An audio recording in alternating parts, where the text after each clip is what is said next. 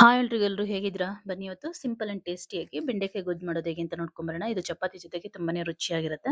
ಮೊದಲಿಗೆ ಒಂದು ಬಾಣಲಿ ಇಟ್ಕೊಂಡು ಅದಕ್ಕೆ ಸ್ವಲ್ಪ ಆಯಿಲ್‌ನ ಹಾಕ್ಕೊಂಡಿದ್ದೀನಿ. ಒಂದ್ 2ರಿಂದ 3 ಸ್ಪೂನ್ ಆಗುವಷ್ಟು ಆಯಿಲ್‌ನ ಹಾಕೊಂಡು ಒಂದ್ 2 ಇಂಚಾಗಿ ಕಟ್ ಮಾಡಿ ಇಟ್ಕೊಂಡಿರುವಂತ ಬೆಂಡೆಕಾಯಿನ ಹಾಕೊಂಡು ಚೆನ್ನಾಗಿ ಫ್ರೈ ಮಾಡ್ಕೋಬೇಕಾಗತ್ತೆ.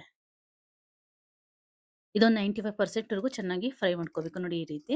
ಈಗ ಇದಾಗಿದೆ. ಇದನ್ನ ತೆಗೆದು ಒಂದು ಪ್ಲೇಟ್‌ಗೆ ಹಾಕೊಂಡು ಮತ್ತೆ ನಾವು ಅದೇ ಬಾಣಲಿಗೆ ಒಂದು ಸ್ವಲ್ಪ ಆಯಿಲ್‌ನ ಹಾಕೊಂಡು ಸಾಸಿವೆ, ಜೀರಿಗೆ, ಸೋಂಪು ಮೂರನ್ನು ಹಾಕೊಳ್ಳೋಣ. ಆ 3 ಸಿಡಿದ ನಂತರ ನಾವು ಹಚ್ಚಿರುವಂತ 2 ಮೀಡಿಯಂ ಸೈಜ್ ಈರುಳ್ಳಿನ ತಗೊಂಡಿದ್ದೀನಿ.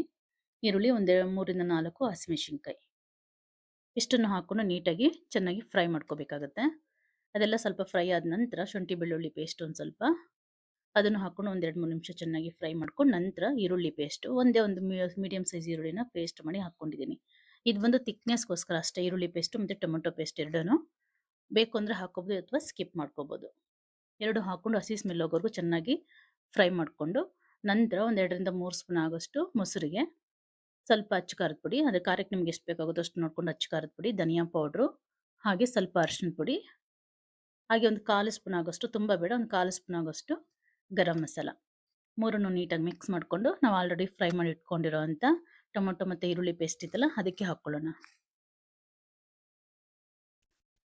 ನೋಡಿ ಈಗ ಇದು ಚೆನ್ನಾಗಿ ಫ್ರೈ ಆಗಿದೆ. ಈಗ ಇದಕ್ಕೆ ನಾವು ಮಾಡಿಟ್ಕೊಂಡಿರುವಂತ ಈ ಪೇಸ್ಟ್ ಅನ್ನ ಹಾಕೊಂಡು ಇದನ್ನು ಸಹ ಒಂದ್ 2ರಿಂದ 3 ನಿಮಿಷ ಹಸಿ ಸ್ಮೆಲ್ ಹೋಗೋವರೆಗೂ ಚೆನ್ನಾಗಿ ಬಾಡಿಸ್ಕೋಬೇಕಾಗತ್ತೆ.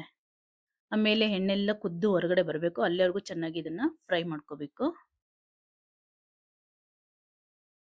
ಲೋ ಫ್ಲೇಮಲ್ಲೇ ಇಟ್ಕೊಂಡು ಮಾಡ್ಕೊಳ್ಳೋದನ್ನ ನೀಟಾಗಿ ಅದು ಫ್ರೈ ಆಗುತ್ತೆ. ಟೇಸ್ಟ್ ಕೂಡ ತುಂಬಾ ಚೆನ್ನಾಗಿ ಬರುತ್ತೆ.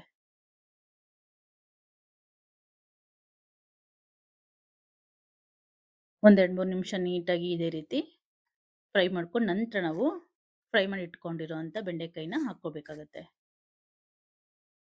ಅದು ಹಸಿ ಸ್ಮೆಲ್ ಎಲ್ಲ ಚೆನ್ನಾಗಿ ಹೋದ್ಮೇಲೆ ನಾವು ಬೆಂಡೆಕಾಯಿನ ಹಾಕೋಬೇಕು. ಬೆಂಡೆಕಾಯಿನ ಹಾಕೊಂಡು ಒಂದ್ 2-3 ನಿಮಿಷ ಚೆನ್ನಾಗಿ ಮಿಕ್ಸ್ ಮಾಡ್ಕೊಂಡು ನಂತರ ನಾವು ಇದಕ್ಕೆ ರುಚಿಗೆ ತಕ್ಕಷ್ಟು ಉಪ್ಪು ಮತ್ತೆ ನೀರನ್ನ ಮಿಕ್ಸ್ ಮಾಡ್ಕೋಬೇಕು. ತುಂಬಾ ನೀರು ಹಾಕಕ್ ಹೋಗ್ಬಾರ್ದು. ಇದಕ್ಕೆ ಇನ್ನೂ ಸ್ವಲ್ಪ ಟೇಸ್ಟ್ ಚೆನ್ನಾಗಿ ಬರಬೇಕು ಅಂದ್ರೆ ಸ್ವಲ್ಪ ಗೋಡಂಬಿನ ನೆನೆಸ್ಬಿಟ್ಟು ರುಬ್ಕೊಂಡು ಹಾಕೋದ್ರಿಂದ ಇನ್ನೂ ಟೇಸ್ಟ್ ಅನ್ನೋದು ತುಂಬಾ ಚೆನ್ನಾಗಿ ಬರುತ್ತೆ. ನೀವು ಗೋಡಂಬಿ ಹಾಕೋದಾದ್ರೆ ಟೊಮೊಟೊ ಮತ್ತೆ ಈರುಳ್ಳಿ ಪೇಸ್ಟ್ ಹಾಕೋ ಅವಶ್ಯಕತೆ ಬರಲ್ಲ. ಹಾಗೆ ರುಚಿಗೆ ತಕ್ಕಷ್ಟು ಉಪ್ಪನ್ನ ಹಾಕೊಂಡು ಸ್ವಲ್ಪ ನೀರನ್ನ ಹಾಕೊಂಡು ಕುದಿಸ್ಕೊಂಡ್ರೆ ಒಂದು 5ರಿಂದ 6 ನಿಮಿಷ ಕುದಿಸ್ಕೊಂಡ್ರೆ ನಿಮಗೆ ಬೆಂಡೆಕಾಯಿ ಗೊಜ್ಜು ರೆಡಿ ಆಗುತ್ತೆ. ನೋಡಿ ಈ ರೀತಿ ಎಣ್ಣೆ ಎಲ್ಲ ಮೇಲೆ ತಲಿ ಬರಬೇಕು ಅಲ್ಲಿವರೆಗೂ ಕುದಿಸ್ಕೋಬೇಕಾಗುತ್ತೆ. ಈಗ ಇದು ರೆಡಿ ಆಗಿದೆ. ನಿಮ್ಗೆ ಏನಾದರೂ ಈ ರೆಸಿಪಿ ಇಷ್ಟ ಆಗಿದ್ರೆ ಮರಿದೆ ಒಂದು ಲೈಕ್ ಕೊಡಿ. ಹಾಗೆ ಇನ್ನೂ ಯಾರೆಲ್ಲ ನನ್ನ ಚಾನಲ್ ಸಬ್ಸ್ಕ್ರೈಬ್ ಮಾಡ್ಕೊಂಡಿಲ್ಲ ದಯವಿಟ್ಟು ಸಬ್ಸ್ಕ್ರೈಬ್ ಮಾಡ್ಕೊಳ್ಳಿ. ವಿಡಿಯೋ ಪೂರ್ತಿ ನೋಡಿ ಇಷ್ಟ ಆದರೆ ಮಾತ್ರ ಒಂದು ಲೈಕ್ ಕೊಡೋದನ್ನ ಖಂಡಿತ ಮರಿಬೇಡಿ. Thank you for watching. Bye.